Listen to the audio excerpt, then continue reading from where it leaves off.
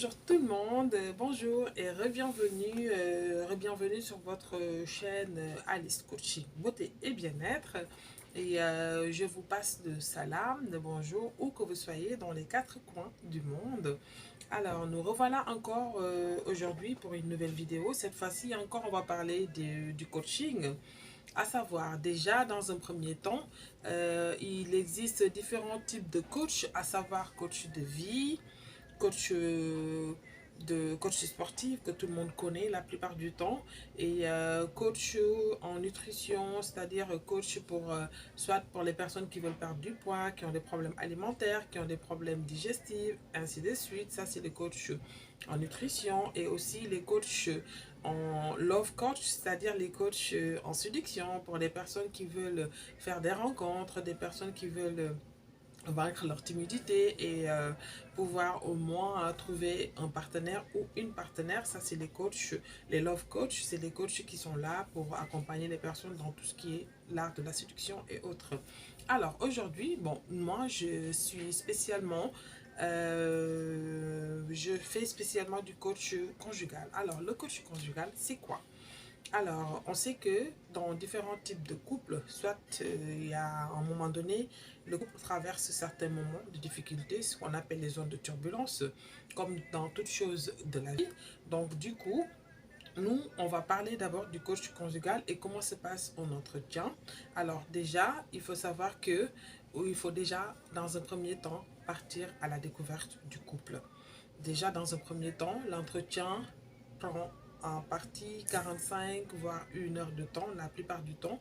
Et déjà, pour faire un entretien, c'est pour la découverte du couple, de ses habitudes, de ses comportements, et aussi pour créer un lien de confiance entre le couple, c'est-à-dire les personnes qui sont en face de nous, à savoir le mari et la femme.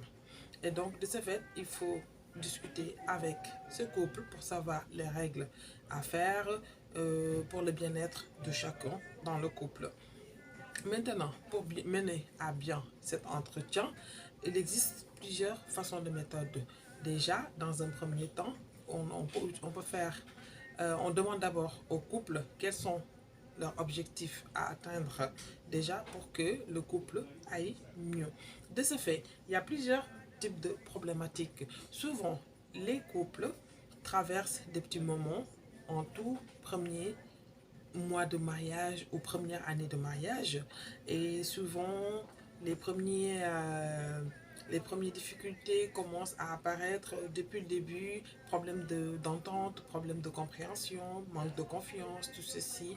Et après, ces problèmes peuvent traîner jusqu'à environ, au bout de 3 ans de mariage, les problèmes reviennent. Il y en a d'autres, c'est à partir de 5e année de mariage, voire 10 ans et 15 ans, voire plus. Il y a même des seniors qui se séparent aussi. Mais tout ceci, nous viendrons là-dessus. Alors, les débuts, c'est soit les crises avec la méthode de gestion des enfants, l'économie, c'est-à-dire les finances, comment on gère à la maison. Souvent, les deux partenaires ne sont pas d'accord. Et aussi la routine, le stress, les problèmes liés à l'argent. La plupart du temps, c'est des problèmes qui reviennent dans le couple. L'éducation des enfants aussi. Et concernant les seniors, en général, c'est avec la retraite, ou bien des fois, c'est la crise, c'est le début de ménopause, ou c'est la ménopause qui s'installe déjà pour la femme. L'homme, en général, c'est ce qu'on appelle crise des quarantaines, souvent qui ramène ces genres de problèmes. Donc, nous viendrons dans tous ces thèmes petit à petit, et nous les développerons au fur et à mesure, nous les développerons au fur et à mesure, et au fur et à mesure, au fur et à mesure. Donc de ce fait, aujourd'hui, on va s'arrêter là, et je vais juste vous montrer quelques petites astuces que je vous avais promis que je vous montrerai au fur et à mesure que les vidéos avancent. Et là, nous allons parler surtout de l'hygiène pour la femme. La femme doit vraiment respecter une hygiène corporelle, une hygiène intime qui est impeccable, parce que on sait que la femme a des coins et des recoins qu'elle doit vraiment tenir vraiment propre, comme on dit, surtout en cette période de chaleur.